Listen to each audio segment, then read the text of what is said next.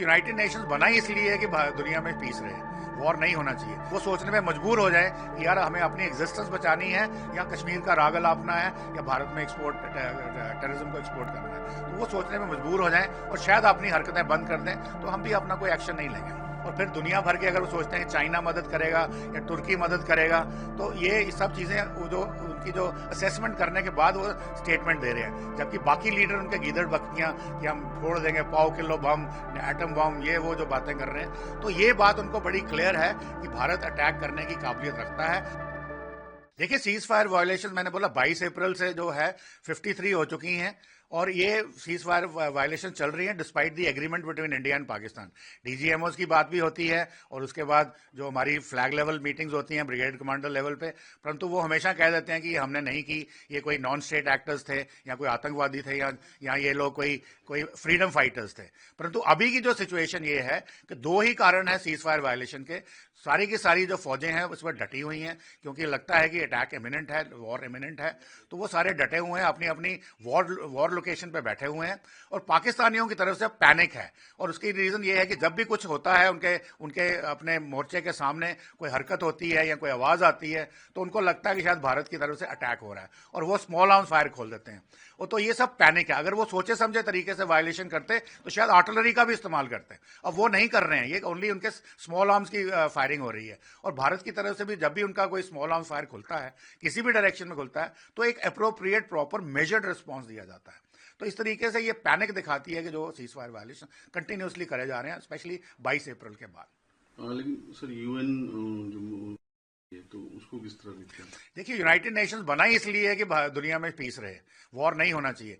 पर अगर आप यूनाइटेड नेशंस की ऑर्गेनाइजेशन देखें, वीटो पावर्स के बारे में देखें, जो बड़े बड़े 5 कंट्रीज हैं, जो ताकतें हैं, उनके पर्सनल इंटरेस्ट को देखें, तो यूनाइटेड नेशंस के स्टेटमेंट का कोई मतलब नहीं रह जाता।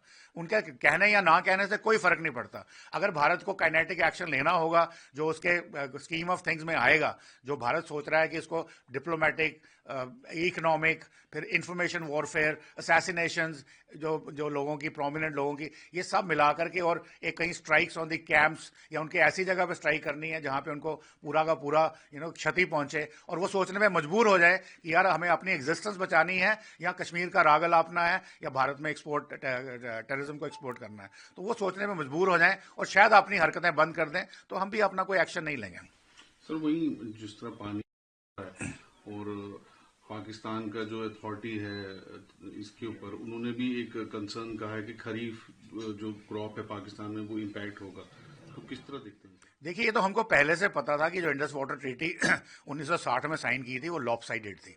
80% पानी पाकिस्तान को जा रहा था, 20% हमें मिल रहा था।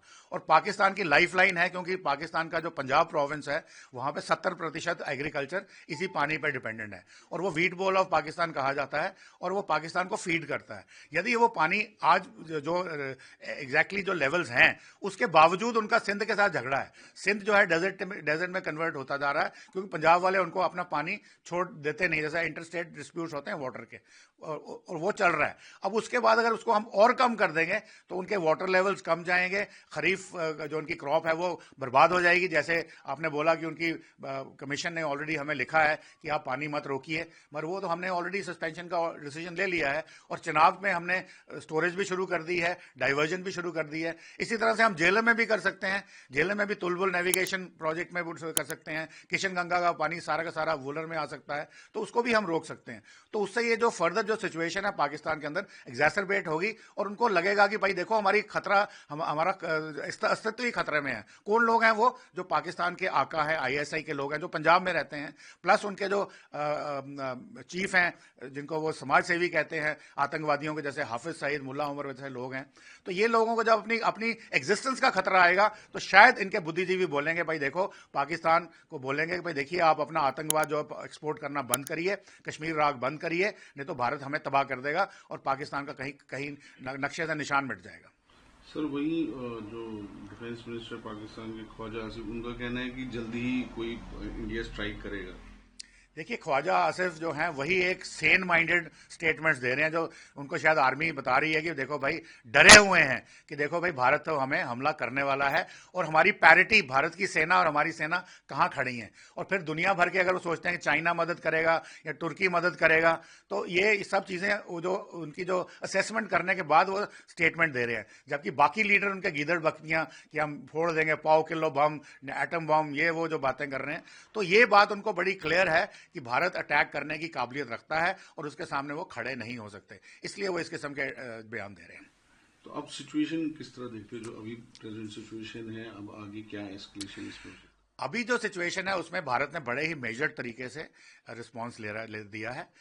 पहली जो कैबिनेट कमेटी ऑन सिक्योरिटी की मीटिंग हुई थी उसमें 5 बड़े फैसले लिए गए थे, और वो फैसले बाद में आस्ते आस्ते चलते जा रहे हैं। तो भारत अभी डिप्लोमेटिकली पाकिस्तान को टैकल कर रहा है काफ़ी सक्सेसफुली, इकोनॉमिकली टैकल कर रहा है, वो भी सक्सेसफुल है।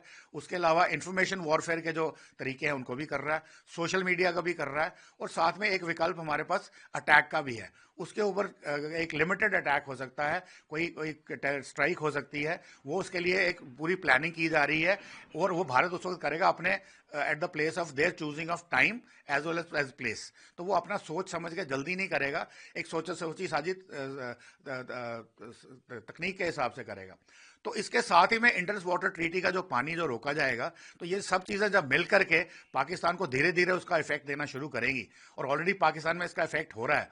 पहले तो पाकिस्तान ने जो उसको बोला कि भाई गीदड़ बकरियां देनी शुरू कर दी पहली रिएक्शन में, फिर उसके बाद वो दुनिया भर जहान के लोगों को देशों में गए कि देखिए भारत हमारे साथ क्या कर रहा है, भारत को रोकिए करिए, और तीसरा उन्होंने अभी बोलना शुरू कर दिया भारत को रोकिए। इसका मतलब वो डरे हुए हैं। तो भारत की तरफ से जो रिस्पॉन्स आने वाला है वो है एक कोऑर्डिनेटेड, इंटीग्रेटेड, सिनर्जाइज्ड रिस्पॉन्स। उसमें स्ट्राइक भी होगी, उसमें डिप्लोमेटिक मेजर्स भी होंगे, उसके अंदर इकोनॉमिक मेजर्स भी होंगे, उसके अंदर सोशल मीडिया हैंडल्स को जो ब्लॉक किया जा रहा है, जो कल्चरल रिलेशंस खत्म किए जा रहे हैं, प्लस उसके साथ में नैरेटिव बिल्डिंग भी होगी। और पाकिस्तान की जो इंपॉर्टेंट जो हस्तियां हैं जो टेररिज्म को बढ़ावा देती हैं, ये पाकिस्तान के आईएसआई के जो की प्लेयर्स हैं, या उनके आर्मी चीफ हैं, या ये उनके जो जितने भी टेररिस्ट ऑर्गेनाइजेशंस के हेड हैं, हाफिज सईद या मुल्ला उमर जैसे लोग हैं, इनकी असैसिनेशन, इनको नॉक ऑफ करने के लिए, चाहे वो काइनेटिक मीन से हो या चाहे उसके लिए कोई ग्राउंड रेड्स हों, ये सब एक कंसोर्टेड अटैक दिया जाएगा टू इंश्योर